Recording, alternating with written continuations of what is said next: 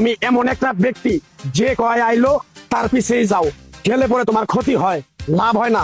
কথাটা ঠিক না ঠিক? ঠিক। ডাক করলা না, না। যখন তোমার কাছে টাকা পয়সা থাকে তখন তোমার আপন বন্ধু বান্ধব, কাছের মা বাবা মা থাকে। যখন তোমার কাছে টাকা পয়সা থাকে না, তোমার আত্মীয় স্বজন কোনো বন্ধু বান্ধব তোমার কাছে থাকে না। কথাটা ঠিক না ঠিক? ঠিক। রাগ করলা? না, না। এই কথাগুলো আগে পিছনে কোনদিন বলছিলা? না। তুমি মানুষের পিছনে যায় হাজার হাজার টাকা পয়সা নষ্ট করো, তোমার পিছনে এসে কেউ 10টা টাকা ক্ষতি করে না। কথাটা ঠিক না ঠিক? ঠিক। আরেকবার কও বিসমিল্লাহ, বিসমিল্লাহ। আরেকবার কও সুবহানাল্লাহ। সুবহানাল্লাহ। বিশ্বাসে বস্তু মিলে তর্কে বহুদূর। তোমার যে কথাগুলো বলছি সত্য বলছি না মিথ্যা বলছি? সত্য। তুমি এমন একটা ব্যক্তি মানুষের দুঃখ কষ্ট দেখতে পারো না, তার পাশে যাই দাঁড়াও, তারা এসে তোমার পিছন থেকে ক্ষতি করার জন্য ঘুরে।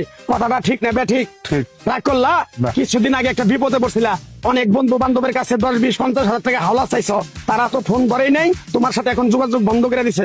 কথাটা ঠিক না ঠিক? ঠিক, ঠিক। রাগ করলা? না, না। এই তাবিজ গাছ গাছরা দিয়া কারো কাছে টাকা পয়সা নিয়ে খাই না, তোর কাছ থেকে সামান্য কিছু টাকা নিয়ে আমি একসঙ্গে হোটেলে খামু, দিতে পারবি? পারবো। পারবি? পারবো। হাইট লাগবো না, তোর মনটা খুবই বড়। কেউ 50 টাকা চাইলে তোর 5,000 টাকা দিয়ে দেস। কথাটা কি করছি বুঝতে পারছ? জি। আরেকবার কবি বিসমিল্লাহ। বিসমিল্লাহ। বিসমিল্লাহ বলার সাথে সাথে তুই আমারে 500 টাকা দিবি, তোর এক টুকরা গাছ দিয়ে যাবো। এই গাছটা তুই নিয়ম কারণ মাইনা ব্যবহার করবি, আল্লাহ তোরে মুক্তি করবো। কথাটা কি করছি বুঝতে পারছ? জি। আরেকবার কবি বিসমিল্লাহ। বিসমিল্লাহ।